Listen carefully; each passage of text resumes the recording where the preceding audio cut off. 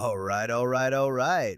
Get ready for some of the most entertaining and memorable Matthew McConaughey moments. Let's dive in. You always seem to keep it pretty cool. What do you do when you got a problem or a conflict that comes up in your life? Being my good friend, he thinks about it for a minute. And he looks back up to me and looks right in my eyes, deep into my soul, and he says, I just forget about it. Incredible how you do that.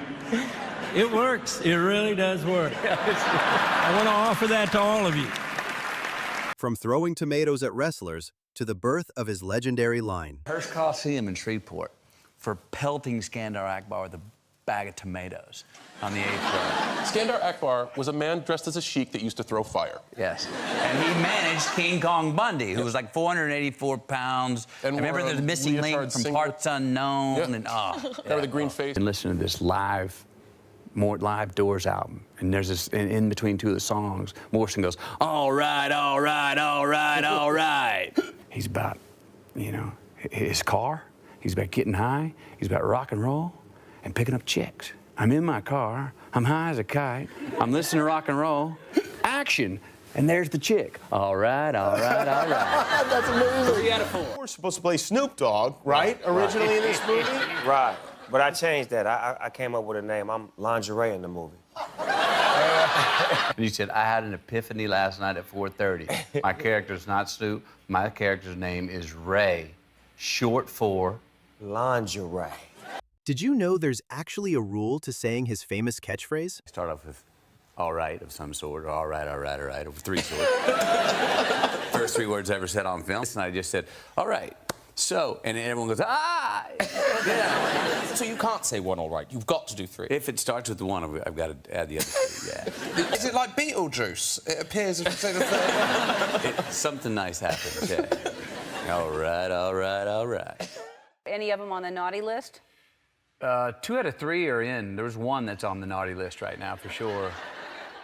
Heavily on the naughty list. Funny how they seem to really go on double time to get on the good list. It's kind of like employees when it's bonus time. He's in the debit section. Oh, no. He's in the naughty list. Oh, well, I'm sure not really naughty. Yeah. That'll work? We're working that one out. He'll be fine, but... All right. Old BMX bike, and we couldn't afford a BMX bike. Now, my middle brother had been wanting a BMX motorcycle, but we couldn't afford it. But Jim, my son, he could pee over your head on the wall. And he goes, oh, there's no way he can do that. And he goes, yeah, you can. I'll bet you. I'll bet the motorbike on it. And the guy goes, Pop gets in the car, drives an hour and a half back into town, wakes my 12-year-old brother up, and the kid, you got to pee, right? My dad says, no, you're not going to do that. Actually, put Jim up against the wall. Jim marks the mark at 6'6", and my dad says, go ahead, boy. Hit the CRX 100 in the back of the truck, got home, my brother's first motorcycle. What about you road testing the posing pouch? The posing pouch? Put one of those on, and all of a sudden you find your body kind of gets a little inverted. I got to really loosen up, because this is a guy who lives in this thing and has to feel really loose. And I have to walk out there amongst the crew and have small-time, normal conversations like, so, how you doing? In this thong without flinching. And it was hard. I wasn't, but it was. Matthew pitches an unconventional movie remake idea to John Cena. If I was an accountant in Chicago, you wouldn't want to come see me. Would you? No, I wouldn't, because what do I want to do, son? I want to get in that movie. Who's the person on set that can make it happen? Who's the one with the money? And I'll go like, that guy. And I've learned to send her to the wrong people sometimes. Remake of The Graduate. What? What's so funny? No, it's a great idea. Look, I'm the Anne Bancroft character. Matthew is the Dustin Hoffman character. Somebody said, I'll think about it? You know what? No. Oh, okay. After the scene, I just feel like, man, I'm not sure that was prop. And I look over, and Snoop goes, yo, Moondog, that wasn't prop weed. That was Snoop weed. I didn't say another word of English, really. You said I rapped a lot. You rapped for 13 hours straight. I tell you.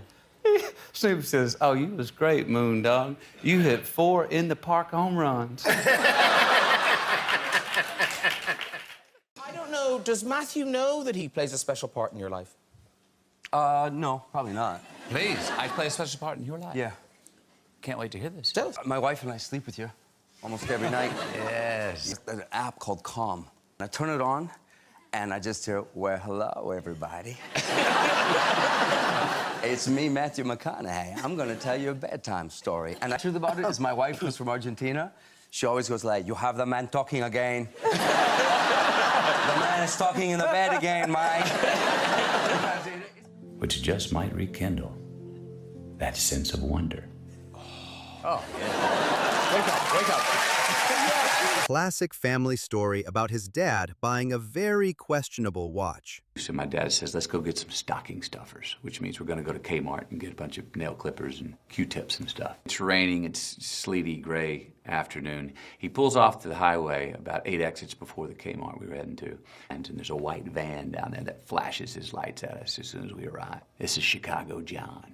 He gets out, I look out the window, this little guy gets out of the van, he's in a black leather jacket, he's bald, he's got a big pouch, and he goes around the back of his van and he opens it up. And the guy opens whatever he opens, and this is what I see my dad's shoulders do. I see him go, oh, God damn. And he reaches in, pulls out his wallet, and I see this motion. He gets back in the car, he hands it to me, he goes, put it in the glove box, buddy. I don't know what it is. Is it a ferret? I don't know what the fuck it is. Open up the glove box, buddy, make sure it's still there. Oh, son, that's a $22,000 titanium Rolex, and I just got it for $3,000. God, that Rolex wasn't worth $500. Does anyone call you Matthew? Matt, or is it always Matthew? It's always been Matthew, for good reason. And my buddy John Griffith says, hey, Matt, want to go play in the monkey bars? And I ran out and said, yeah. And halfway to the monkey bars, I feel this hand on my shoulder. Whoa, bam, get slammed to the ground. I look up into my mother in my face. I'm going to play in the monkey bars with John. She goes, who is? I said, I am. She goes, what's your name? I said, Matthew. She goes, don't you ever answer to Matt again. I named you Matthew from the Bible. And I was like, yes, ma'am. So, calls me Matt today. You don't look? Oh, I don't look yeah, Mom could be there at any corner. But wait a minute. I know they don't know me well. What happens when you show up to set without reading the script? Signed offer of this role, and it's of this drug runner on the border of Mexico and Texas. And the scene is the coyotes bring across his drugs. He doesn't pay for them. He steals the drugs, kills them, and moves. So I said, I'm not going to read this script, Scorpion Spring. I'm not even going to read the scene. I know the scenario. I know my man. I'll show up on the day and I'll do what he would do, because the PA walks by and says, you want to check out the sides? And I say, yeah, let me see the sides. I grab the sides. I'm on my mark. 3-page, 4-page. Monologue.